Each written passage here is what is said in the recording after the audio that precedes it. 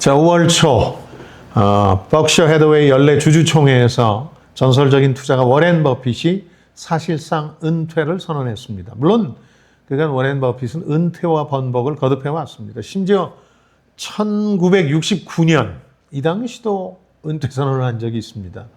벤자민 그레엄의 슬하를 떠나서 독자 펀드를 운영한 지 12년 만이었는데, 물론 이제 5년 후에 다시 주식 투자로 돌아오긴 하는데요. 그 후에도 공식 은퇴 선언만 서너 차례가 더 있었습니다. 최근에는 거꾸로 살아생전에 은퇴가 없다는 얘기를 했다가 번복한 셈입니다. 어쨌든 이번 은퇴 선언은 번복하기가 힘들 겁니다. 생물학적 나이와 인지력 때문이겠죠. 이 워렌 버핏이 1930년생입니다. 그러니까 벌써 95살입니다. 이게 참 대단하죠. 사업과 투자를 더 이상 이어가려 해도 불가능할 겁니다. 어떻게 보면 콜라와 햄버거를 매일 드신 분, 지금 이 나이까지 건강하게 최고의 펀드를 읽어온 것만으로도 누구도 도전할 수 없는 전설이 될 겁니다. 자, 그의 은퇴를 이번에는 기정사실로 하면서 그와 관련해서 남는 의문 세 가지를 풀어보도록 하겠습니다. 사실 이 워렌 버핏의 사업과 투자 방식에 대해서는 너무 많이 알려졌기 때문에 이거 재론하는 게 오히려 진부하게 느껴지는 상황인데, 아직도 풀지 못한 워렌 버핏 미스터리가 세 가지나 있느냐 이런 분들도 계실 겁니다. 이게 뭘까?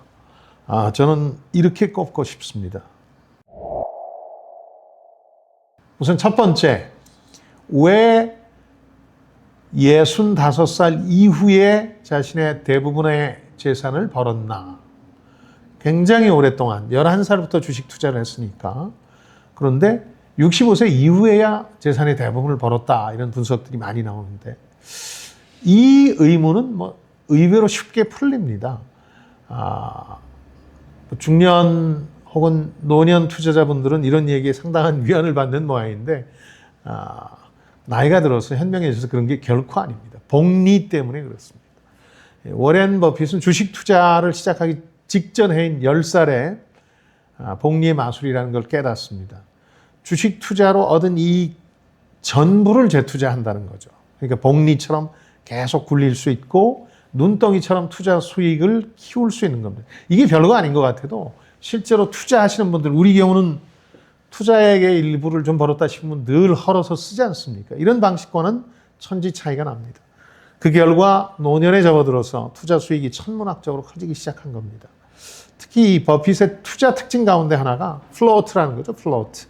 그러니까 버크셔 해더웨이사를 포함해서 그가 인수하거나 투자한 회사의 자산을 모 회사의 투자금으로 쓰는 방식이죠. 그래서 이 스노우볼 효과가 더 커질 수밖에 없는 겁니다. 다른 펀드들은 이제 대출을 받는 레버리지를 활용하는 경우가 많은데, 여기에는 자본 비용이라는 게 들죠. 그러나 플로트를 활용하면 자기 재산이니까 이자는커녕 세제 혜택까지 누릴 수 있는 이중의 효과를 누릴 수 있는 거죠. 이 플로트라는 게 점점 커지면서 투자 금액 자체가 천문학적으로 급증하게 되는 거죠. 그래서 투자 수익과 운용 자금 규모가 이토록 커져서 눈덩이처럼 불어나게 된 겁니다. 두 번째 미스테리는 왜 테슬라에는 끝내 투자하지 않았나, 이런 겁니다. 워렌 버핏이 투자하거나 사실상 인수한 회사는 우리가 알고 있는 것들 외에도 상상을 초월할 정도로 많습니다. 일반적으로 신기술 기업보다는 제조업, 전통적인 제조업을 선호한다고 알려져 있는데, 그렇지만 초기에 투자를 꺼렸던 애플에 대한 투자도 2016년부터 시작했죠. 곧 엄청난 규모의 투자 수익을 올리게 되는데, 정작 테슬라에 대한 투자는 꺼렸습니다. 우리 성악개미가 애플에 이어서 테슬라를 최애 투자 종목으로 꼽았던 것과는 정반대인데 왜 그랬을까? 실제로 일론 머스크는 이 문제 때문에 상당히 흥분하기도 했습니다. 그래서 소셜미디어를 통해서 워렌 버핏에게 테슬라를 사라고 종용하기도 했고, 수익률이 커진 후에는 사지 않은 버핏을 조롱하기까지 했습니다. 버핏은 중국 최대 전기차 기업인 BYD에는 투자하면서 테슬라에는 투자하지 않았습니다. 왜 그랬을까요?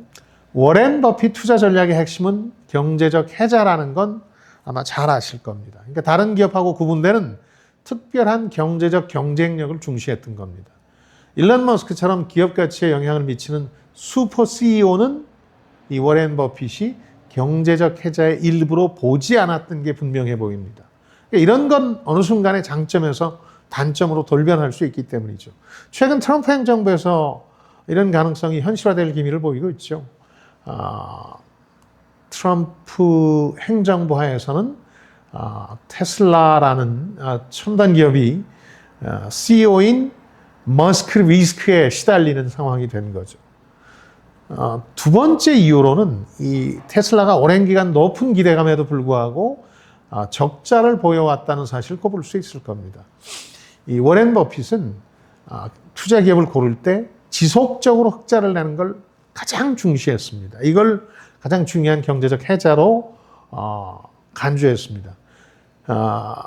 흑자가 또 지속되면서도 대중의 관심을 크게 끌지 못하면 이런 기업을 더 좋아했죠. 근데 테슬라는 2006년에 영업 개시를 한 이후에 적자를 계속했습니다. 2020년부터 비로소 흑자로 돌아서기 시작했죠.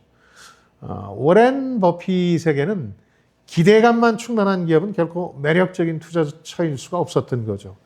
그는 재투자가 별로 필요 없이 지속적으로 흑자를 내는 기업, 이런 기업을 골라내서 투자하면서 이걸 가치주라고, 진정한 가치주라고 판단했습니다.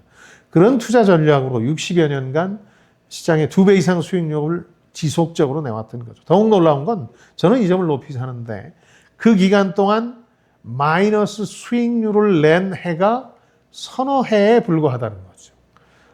이건 참 인간으로서 이룰 수 없는 전설의 경지라고 할 수 있는데 앞으로도 누구도 깨기 쉽지 않은 전설로 남게 될 겁니다. 자, 마지막 세 번째 워렌 버핏 미스테리는 버크셔의 미래가 어떻게 될 거냐 하는 겁니다. 워렌 버핏 없는 버크셔 해더웨이는 어떻게 될까 이건데요. 스티브 잡스 없는 애플처럼 될까 아니면 빌 게이츠 없는 마이크로소프트가 될까?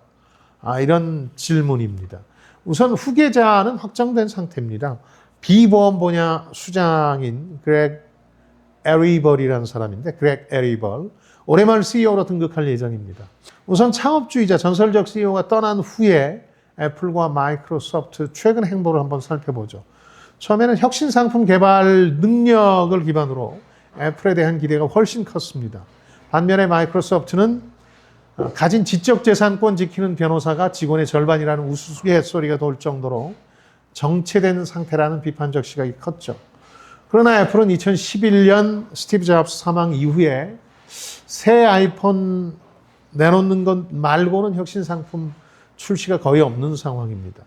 VR 헤드셋 비전 프로를 내놓긴 했습니다만 지난해 소비자 반응은 시원찮습니다. 반면에 마이크로소프트는 AI 열풍을 주도하면서 요즘 혁신의 선봉에 서고 있습니다. 두 회사 몸값이 이를 반증하는데 애플은 시가총액 3조 달러에 훨씬 못 미치는 데 반해서 마이크로소프트는 3조 3천억 달러 이상 몸값이 형성되고 있으니까 격차가 더 벌어지고 있는 중입니다. 버크셔 해더웨이의 미래는 아마 마이크로소프트보다는 애플에 가깝게 될 겁니다. 에리벌의 능력을 평가절하한다기보다 워렌 버핏 이상의 투자 전략이 나오기가 힘든 상황이다. 이런 이유 때문입니다. 현재 투자 가능한 이 회사의 현금 혹은 현금에 준하는 금액, 채권 투자액이 상당히 많습니다만 이걸 다 합치면 3,500억 달러, 우리 돈으로 500조 원 가까이 됩니다. 이 정도 규모로 새로운 종목이나 금액을 발굴하기가 힘들다는 말씀입니다. 이미 투자 대상이라고 소문이 나면 따라붙는 자금까지 막대합니다. 과거처럼 투자 종목 발굴하기도 힘들고 높은 투자 수익을 올리기도 힘듭니다. 그렇다면 시장에는 거의 알려지지 않은 이른바 스타트업이나 신기술 기업에 투자해야 되는데 글쎄 워렌 버핏 유산을 간직한 버크셔 해더웨이로서는 이런 완전한 어떤 방향선에도 쉽지 않아 보입니다. 그런 점에서 버크셔 해더웨이는 막대한 투자액을 굴리지만 적당한 수익을 내는 보통의 펀드로 안정화되는 시기에 접어들게 될 겁니다. 자, 지금까지 김방희였습니다. 저는 여러분들의 성공을 응원합니다. 고맙습니다.